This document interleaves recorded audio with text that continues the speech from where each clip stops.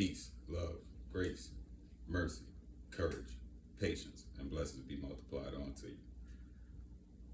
I'm gonna try and bless you with something that I think is real good. These meatballs that I grew up making.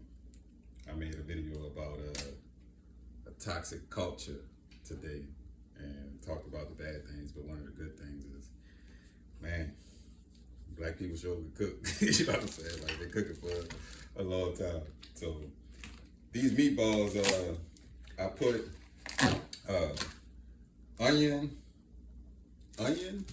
bell pepper, garlic, and that's really all you need is those three, which is salt, pepper, and maybe some cayenne pepper also if you could do it with spice. But I spiced it up a little bit extra with some cayenne pepper from the garden and jalapeno peppers from the garden. And the bell peppers also come from the garden. So basically all you need is a pound of ground beef. I don't want to cut myself. I really need my scissors. Just a moment. So I'm cooking spaghetti and meatballs. And typically what I like to do is kind of halfway make my own spaghetti sauce.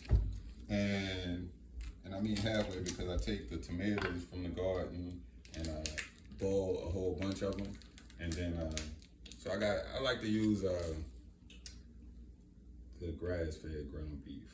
All right, like they got some knowledge out there where, you know, the ones that are grass-fed, it's scientifically proven pretty much that it's better quality for you in the amount of nutrients the animal get versus if it just eat corn. It's not getting what it needs. And also, you don't want nothing that you eating to be living in its own piss and poop. You know, sorry to say it that way, excuse my French. So I had chopped everything up before I got started. And basically you just want to chop everything up real fine so that it can mix in the meat. And I guess I bring the meat up here, show you. And so you put your vegetables in. I wish I'd have tried to give you some measurements, but just do it to your feel and see how that go. And just take a look at what I'm doing and try to copy that. See, about that much. Right? And then you take your egg, put your egg up in there. Egg from the garden too. The garden from the chickens, I'm sorry. And then rinse my hand.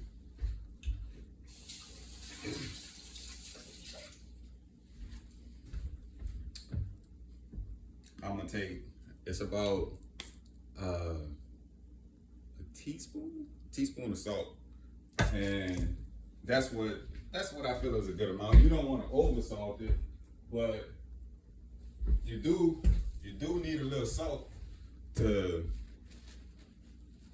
make it taste right? I mean, salt is good, but if the salt had lost its savor, wherewith shall it be salted? It is thenceforth good for nothing to be trodden down underfoot of men, right? And so, for me, that might be a little too much. I don't over salt it. All right. Salt a dangerous thing.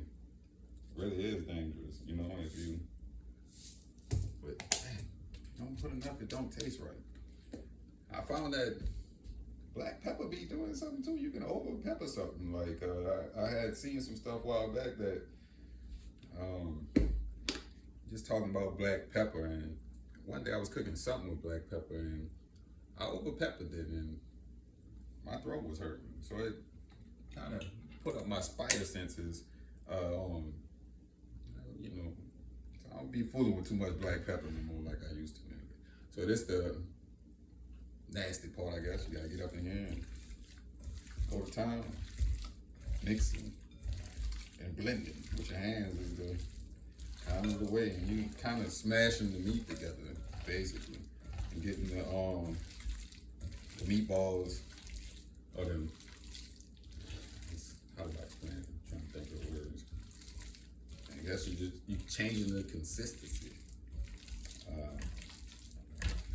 These are some delicious meatballs. I got the same mixture of vegetables or whatever inside the pot cooking right now, and I'm about to start adding some tomatoes to it, and I do put a little smoked sausage in mine too, I guess. Maybe a little too much meat, but so you pat them like that. That's one. Usually get about, start making them a little smaller. I need about 6. The kids, they used to not eat them, and then all of a sudden they, started loving them. It used to be like anything that I would make, they would not like and despise just because I cooked it. And then everything that I like, that they like now, so it's hard to keep anything in the house. Gotta kind of like hide it from them because I'll buy it and I won't even get a chance to open it. Like they'll open it, I won't even get a bite out of it. So we had 3, or at least get 6. So we got 4 of us. 2 more coming soon. A little fostering. So this the process. And I got the oven preheated at 350. I'm gonna slap these in the oven for maybe hour and a half, 2 hours. I guess I don't really know the timing. If I'm being honest with you, you just cook it to your preference. Some people like their stuff rare. Some people like it well done. I do take it out of the, cause it's gonna be a closed. 1 second.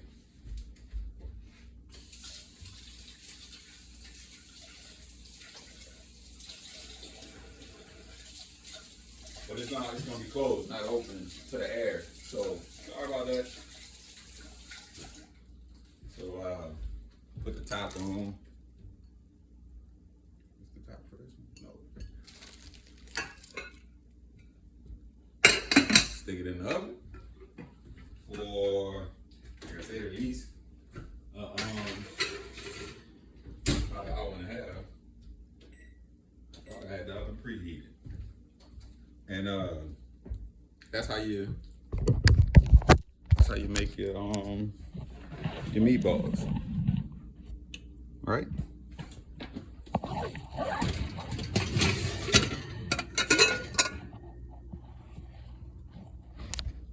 Peace, love, grace, mercy, courage, patience, and blessings be multiplied onto you.